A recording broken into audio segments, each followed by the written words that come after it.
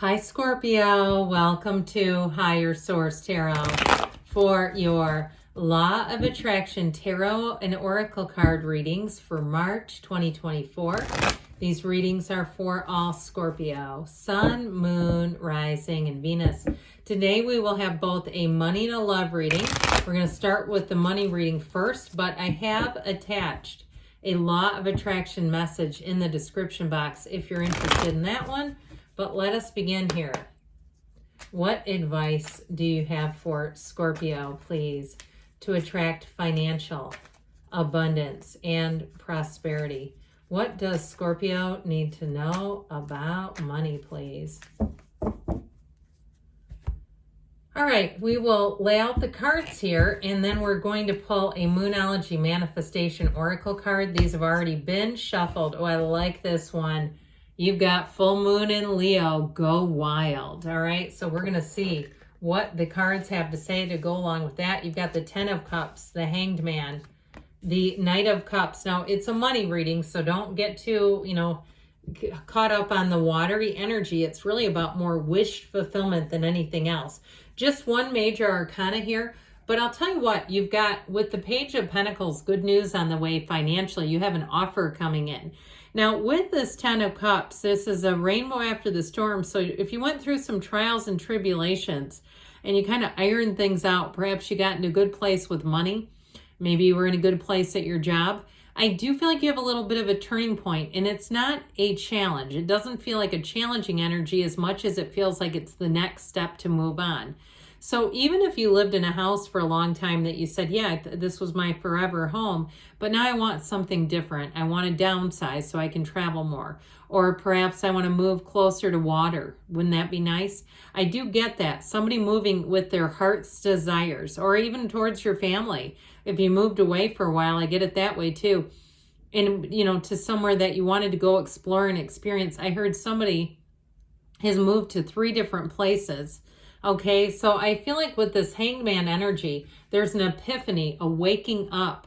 And so you may have a change in your priorities if there's something with your family where you do want to be closer to them again. Or even with this, because he's wide open to change. He is all about surrender to win. And so what this does for you is it allows you to be open to all kinds of new experiences. And in this energy, you might even surprise yourself, Scorpio. He's got his leg behind him and his arms behind him because he's able to be totally transparent and wide open to opportunities. So you don't push anything away here. So I feel like you're going to have offers and it'll be up to you. The number 4 is important here. So watch out in terms of April for good things to come in, for turning points, things in your algorithm that just randomly appear, job opportunities or housing opportunities. And you say, I never even thought about that. It's this bringing it in. So with the Knight of Cups and the outcome, I actually love this because he follows his heart and you see the pace of his horse.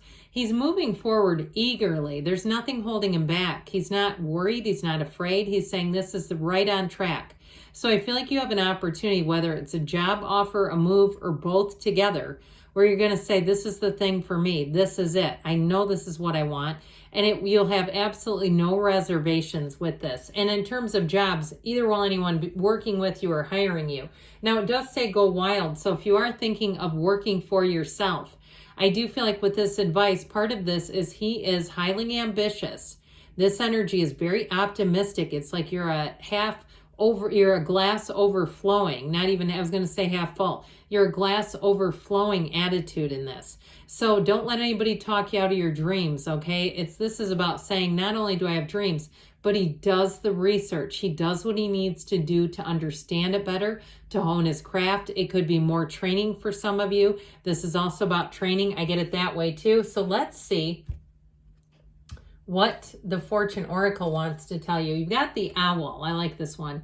There are spiritual messages and great wisdom to be found during this period of transition. So we like transitions in the tarot. It's great. It's the spice of life, isn't it? All right, guys, let's ask about love. What advice do you have for Scorpio to attract the love of their lives into their lives? What does Scorpio need to know about love, please? Advice for Scorpio. All right, so same setup here where we're going to do a 4-card reading with another oracle card. You got the 10 of Cups again. Isn't that funny? The Hermit in the same spot too. That's wild. Strength and the Queen of Cups. Talk about lovey-dovey energy. Now, some of you, if you like Virgos or Leos, they're here. You've got water too, though. This is really nice for love. So again, I feel like everything in the past here is pushing you into this beautiful expansion in your future. The 10 of Cups is also the happy family card. So if you overcame some challenges with your family, if there was even something like a divorce and you say, I'm in such a better spot now, I'm ready to fall in love again, I'm ready to be in a relationship again.